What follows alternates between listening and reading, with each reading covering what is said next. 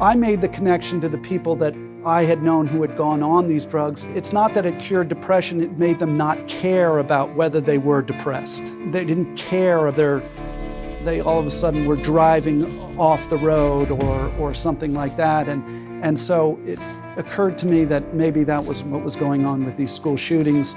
We put together who was on the drugs, and it turned out an unbelievable amount of these school shooters had been taking antidepressants or something similar. My bosses were courageous in allowing me to go forward with, a lot of pieces on this issue, and, hopefully it's made a difference.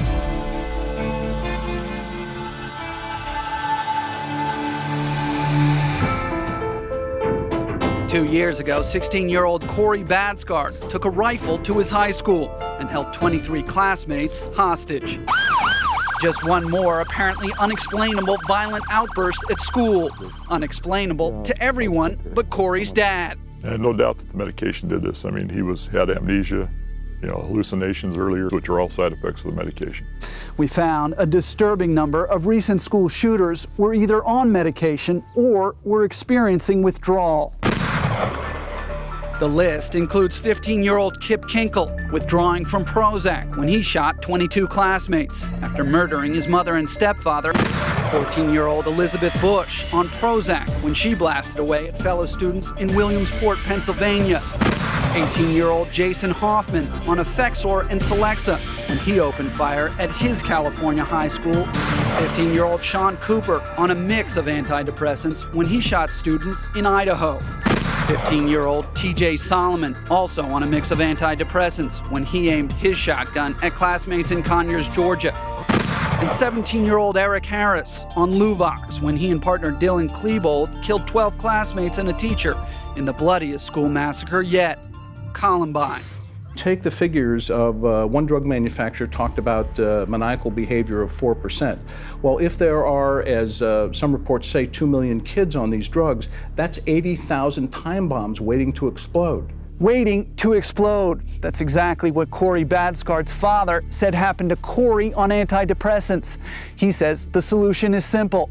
Stop drugging our children. In 2002, big story correspondent Douglas Kennedy was the first national reporter to expose the link between antidepressants and violence, a report that sparked congressional hearings. 4 years ago, we showed that 7 out of the 12 previous school shooters were either on antidepressants or were withdrawing from antidepressants. Since then, the trend has continued with 16-year-old Jeff Weiss, who in 2005 snapped while on Prozac, killing 9 people and wounding 5 at his high school in Red Lake, Minnesota. The real problem with antidepressants is how many people are taking them. Right now, that's about 30 million Americans.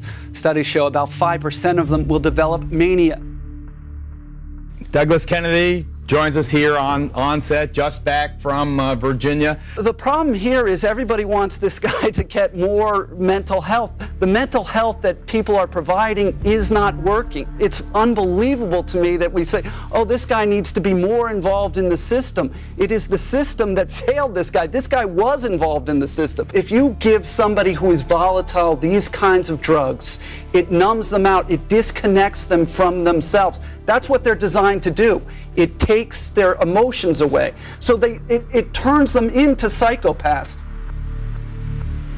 Now we know from police that 27-year-old Stephen Kazmierczak also had recently been taking medication. How many times are we going to have one of these school shootings when we come to learn that he was on some sort of medication? I mean, this is something we really have to look at. We have to look deeper into. This is basic stuff that we should be looking into in every school shooter. The response from the drug companies was most interesting because they would deny the fact that the drugs cause suicide, and they would deny that the drugs cause violence, but they wouldn't put anybody on television to say that.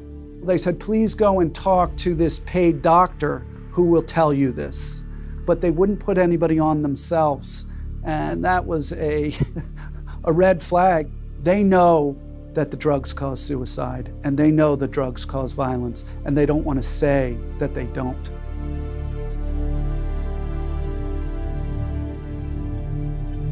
Fox's Douglas Kennedy was the first national reporter to link antidepressant medications to adolescent suicide and violence. This prompted hearings that eventually resulted in the black box warnings from the FDA. He reports on a brand new update for us. Here's Douglas. Did this major drug company, GlaxoSmithKline, hide the deadly effects of one of the country's most popular antidepressants? That's the blockbuster allegation government officials are now investigating. The increased risk of suicide for people taking Paxil was first reported by Fox News Channel in November 2002. At that time, GSK vehemently denied Paxil caused suicide in a statement to Fox News.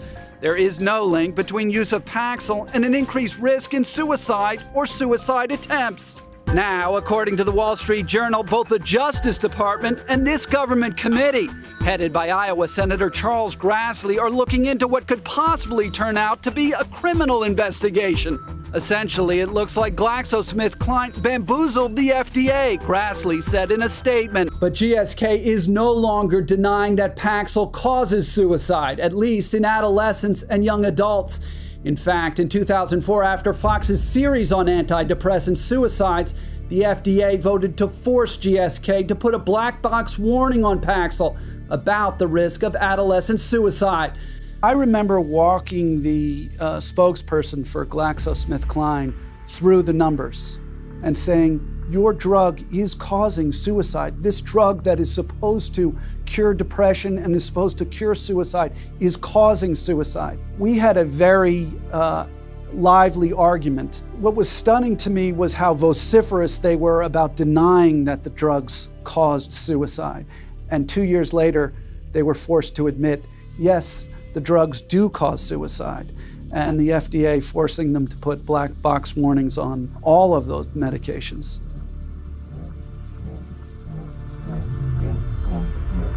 A new warning from a federal panel is adding to the argument over medication of America's children.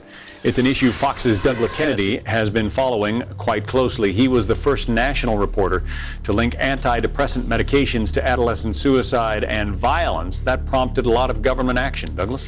Yeah, John, for years the FDA ignored the dangerous side effects of antidepressants. Now it seems to be doing the same thing with antipsychotics, a group of drugs some say is seriously harming our nation's youth.